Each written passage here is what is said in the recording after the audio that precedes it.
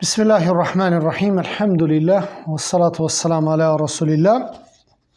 Kapitullin urtësia e forcës praktike me jo muslimanët e kemi trajtuar. Sonte do të flasim për urtësinë e forcës praktike me mëkatarët musliman. Se normalisht forca praktike apo dhuna, po thom, edhe pse sankcionume, është edhe ndaj mëkatarëve musliman. Më thonë, ka raste kur edhe mëkatarët musliman, ndaj mëkatarëve musliman, shteti ndërmer hapa për ta ndalë një të keqe në mesin e muslimanëve.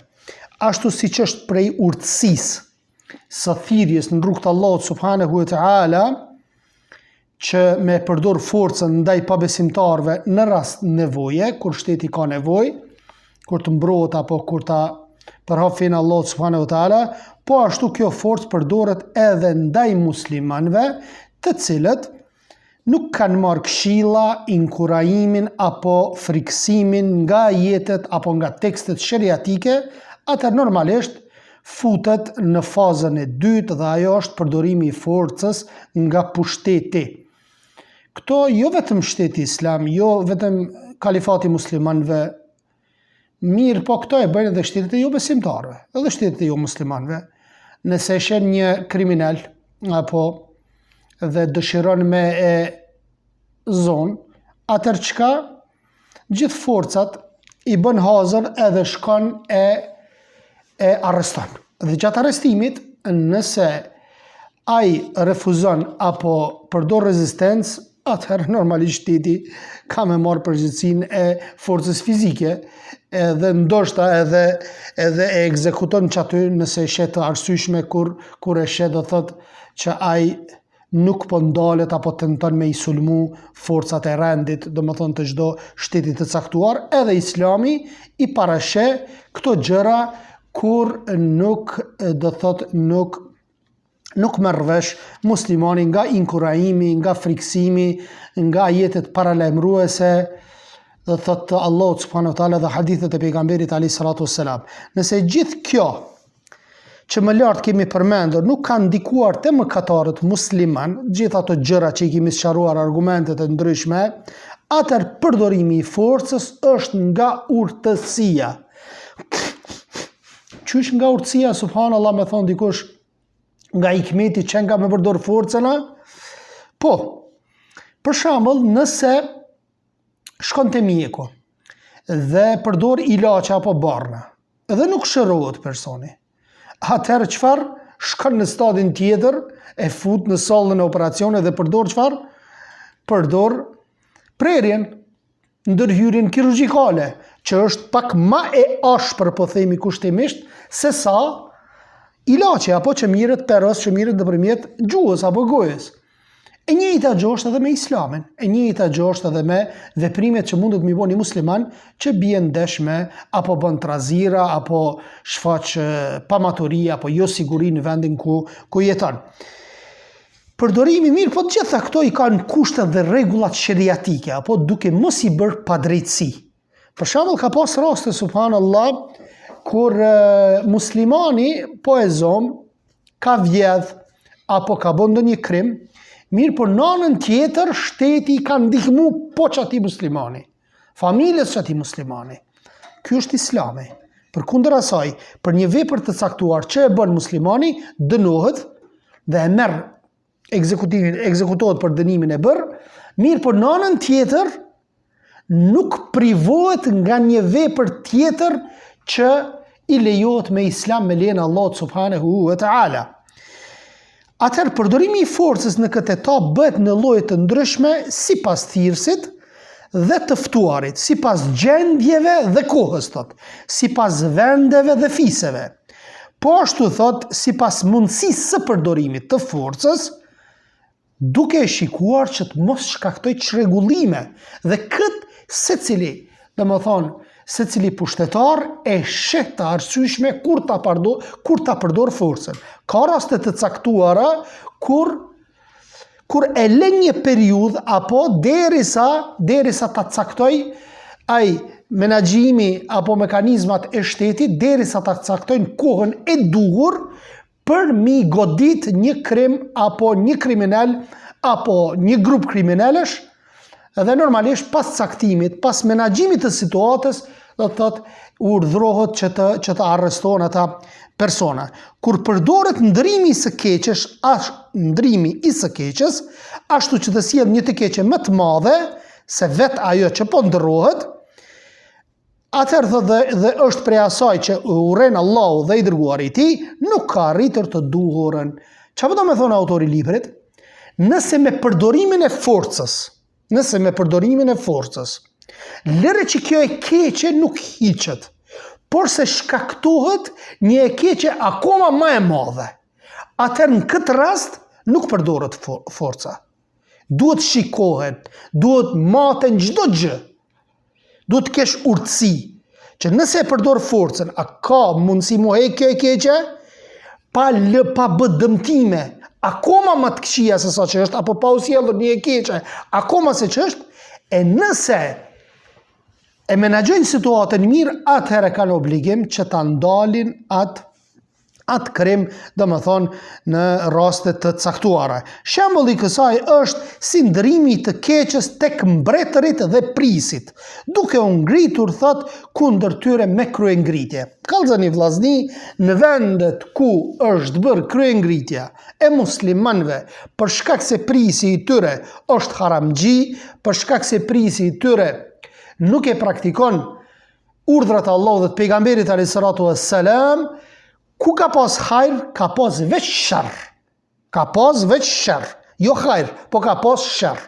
A është sharri më i madh nëse prisi e bën një mëkat të caktuar dhe ti ke mundësi me bë davet me ndryshu popullin, se sa mu ngrit kundër atij prisi dhe ky pris me ushtrinë dhe policinë e vet, me shkatru popullin, me mbyt, me vra, me dhunu, me ja shkatru pasurinë popullit, cila është më e mira vëllaja? Normale është më e mira që ti të kesh maturi, që ti të bësh davet, që ti nëse prisi përhap devijime në mas, ti në atë kontekstin e fjalës lirë e kundërshton apo vendimet e shtetit, apo domethënë përhapjen e devijimeve që bëhet nga ligjet që i përhap shteti. Dhe këtë ta lejon inshallahu taala e bën siç po e bëjmë ne në takime të ndryshme, qoftë nëpërmjet internetit, qoftë nëpërmjet takimeve të ngushta apo të hapura publike, në përgjithësi, në për deka, në për darsma, në për takime, do të thotë kështu, në mbrëmje që takon vëllezërit, në për akika. Domethënë çdo ku ti takosh, fol për dinën e Allahut subhanahu wa taala dhe fol për degenerimet, vëdësoj e popullin, dhe kjo të mjafton me lejen e Allahut subhanahu wa taala, pa shkaktu gjakderdhje në mesin e muslimanëve. Sepse në të kundërtën ti mund të shkaktosh gjakderdhje. Ti mendon me hek një të keqe që e ka prisi apo qeveria, mirë po sjell dome më të mëdha, shumë më të mëdha. Dhe kthehesh në minus 20-30 vjet mbrapa, apo shkatron mas pari viktima mund të ketë shumë në njerëz, pastaj dhunime, pastaj shkaktrohet pasunia e muslimanëve, e popullit musliman në atë vend kur jeton, sepse nuk është e lehtë me lshuaj pushtetin, s'ta lshon pushtetin ai. Edhe në fund do thot nuk kemi hajr. Nuk kemi hajr, ekuacioni i ndryshimit është i gabuar me këto kryengritje.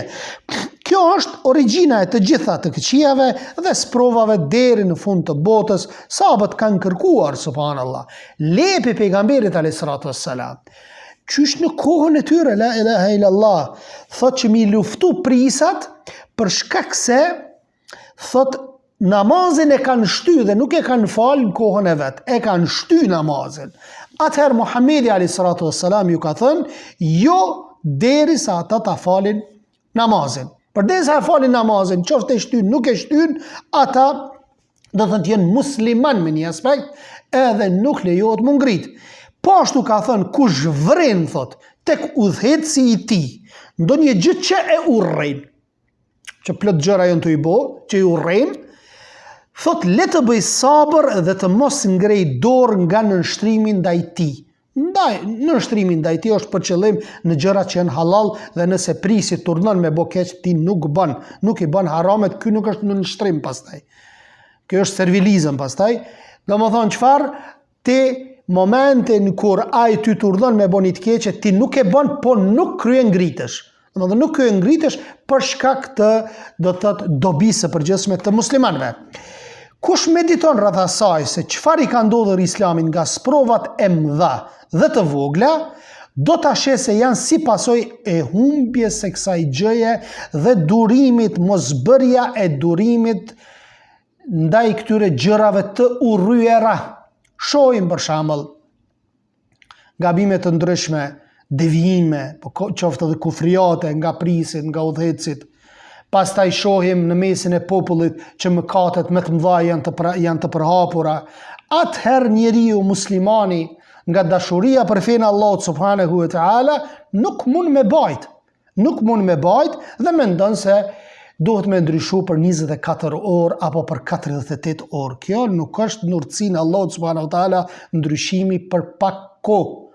Ti duhet bësh sabër dhe duhet punosh për ta ndryshuar atë gjë. Në të kundërtën, do të privohesh prej asaj që mendon me e marr. E ka kohën e vet secila gjë.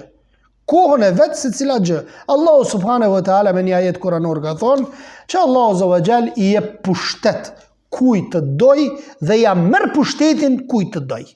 Ti nuk i ke në dorë këto. Në dorën tënde është daveti.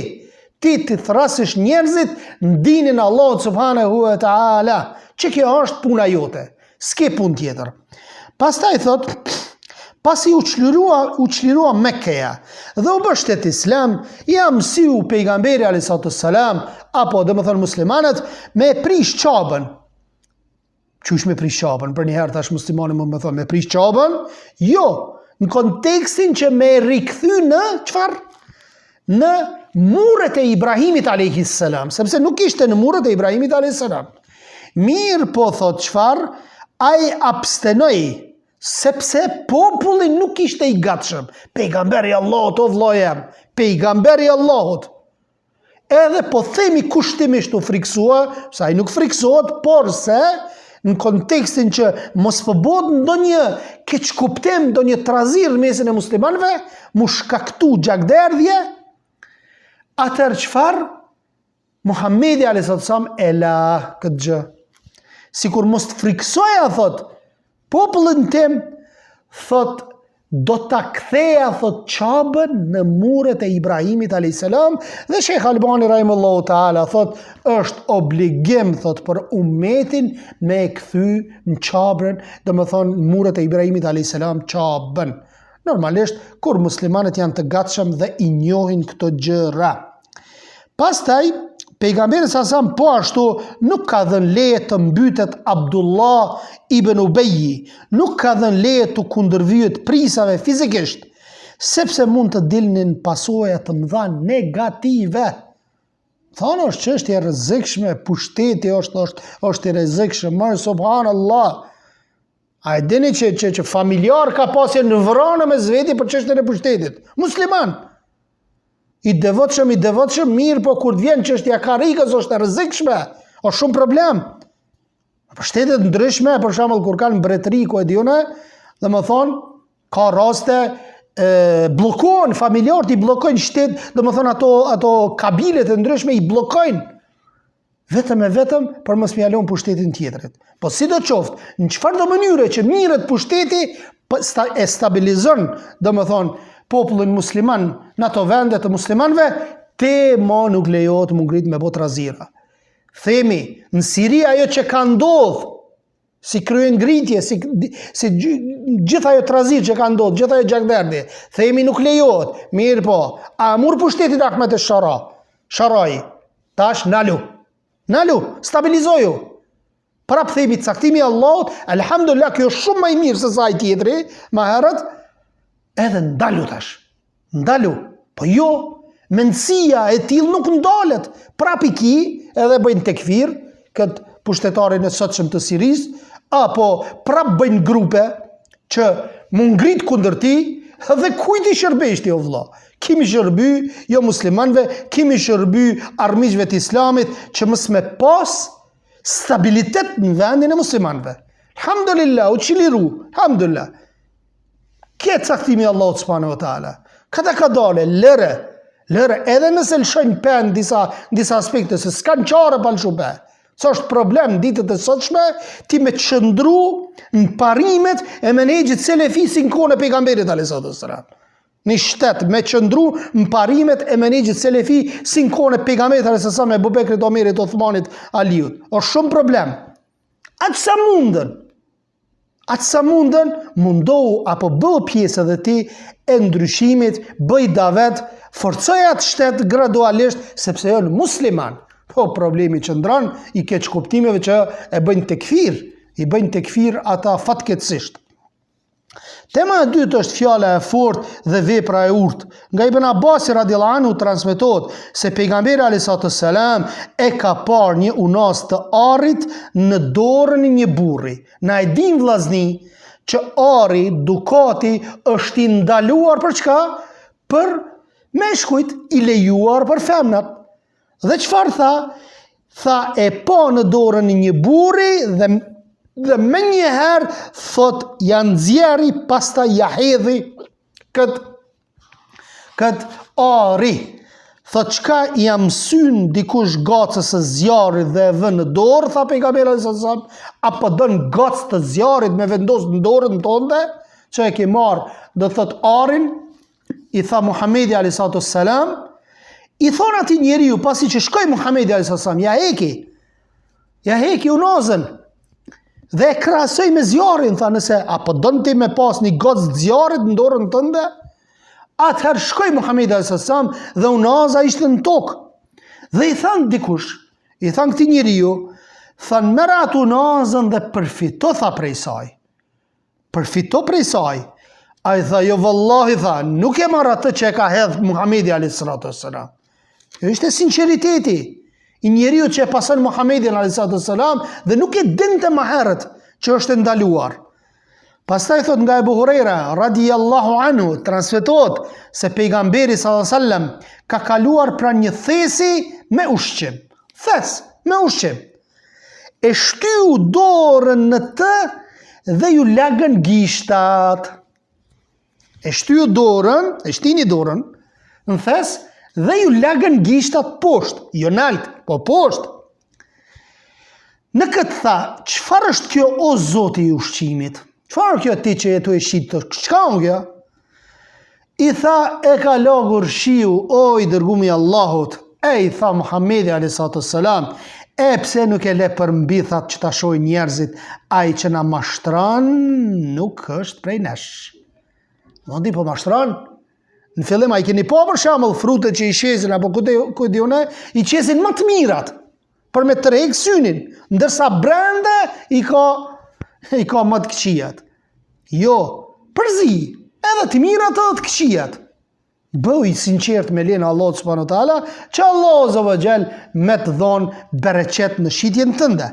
Pastaj thot, nga Aisha radhiyallahu anha transmetohet sa ai një ditë kishte bler një shilte me figura të gjallësave. Nuk e dinte as Aisha radhiyallahu anha.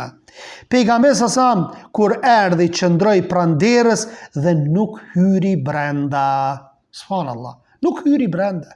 Ka pas raste vllazni Omer radhiyallahu anhu kur e kanë thirrë me një drek apo një darkë al muhem e rëndësishme që e kanë thirrë me një ushqim, thot posa i ka par imazhet nuk ka hi në atë shtëpi.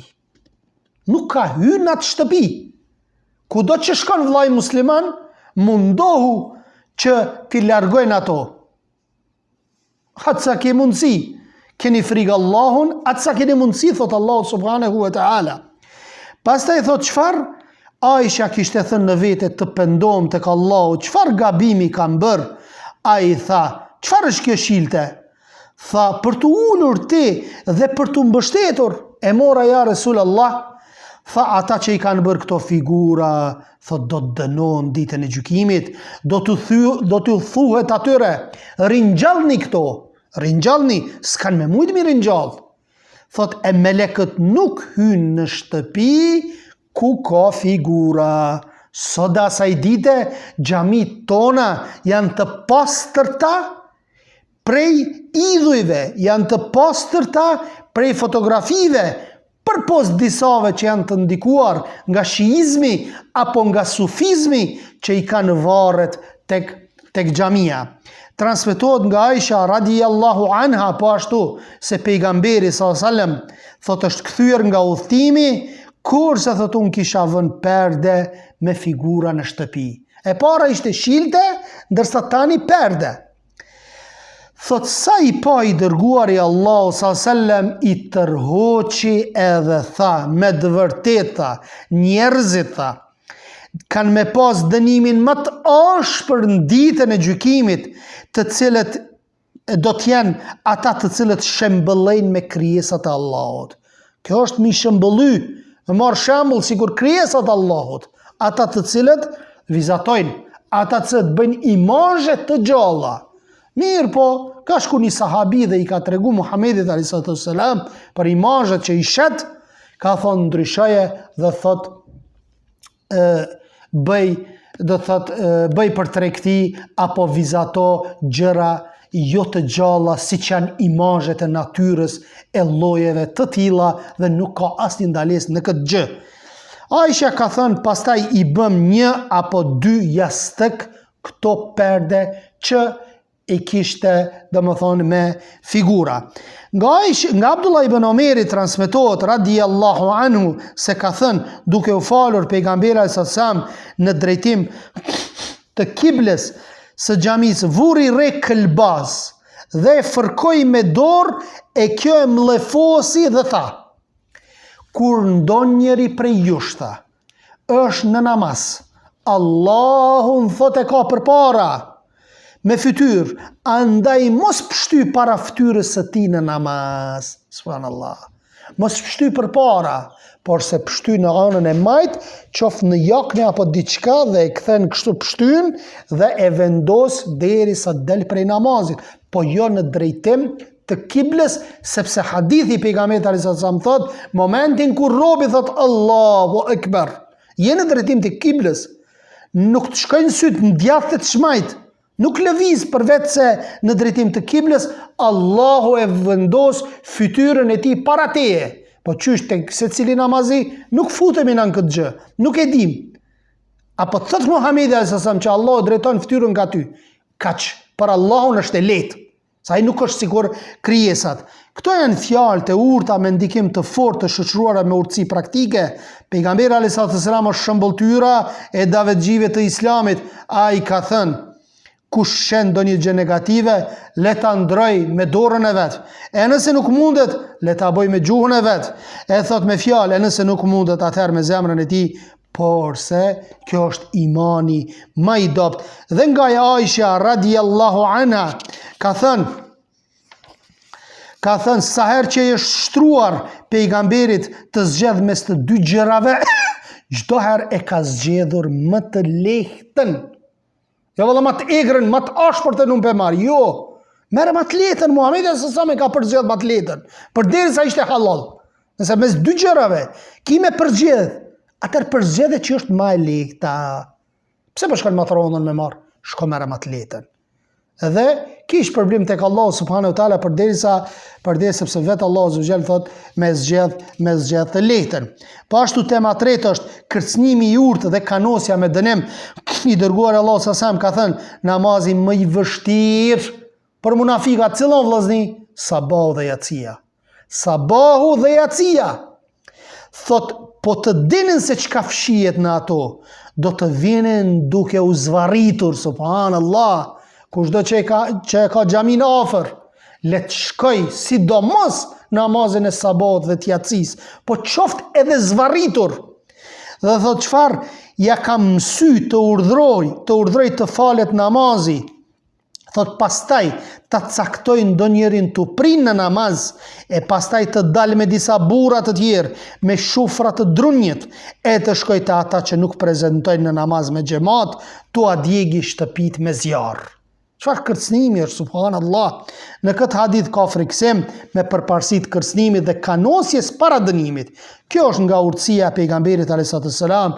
Ai ka friksuar dhe i ka çortuar për mos prezencën në namaz me xhamat, me këtë kërcënim dhe mos hyrje për dënim. Gjithsesi në kërcënim dhe kanosje me dënim duhet të ketë kujdes. Kushtet dhe rregullat sheriatike, këto kushte, rregulla dhe direktiva e bëjnë thirrsin të qëndroj larg nga rrëshqitjet. Nëse ti kapesh pas fesë Allahut azza wa jall, çfarë thot Allahu azza wa jall dhe pejgamberi sa mundohesh që të jesh i rregullt në xhamit e Allahut subhanahu wa taala në namazet me xhamat, mundohesh që ti ndjekësh ligjëratat, mundohesh që të rrish me vllazni që janë besimtar, e sidomos ju që jeni atje në vendet ju muslimane. Nëse rrini, mundoni, tërkohen, atëherë Allah subhanahu wa ta'ala ka mirujt. Allah subhanahu wa ta'ala për shkak mjeteve, shkaqeve që i keni, atëherë është normale që ma lehtë do ta keni, do të thotë shumë më vështirë është devijimi se sa dhe është i lehtë forcimi në fen e Allah subhanahu wa ta'ala. Deri në takimin e radhës me urtësia e forcës me dënime sheriatike. Subhaneke Allahumma wa bihamdik, ashhadu an la ilaha illa ant, astaghfiruka wa atubu ilaik. Allahu ju shpërbleft.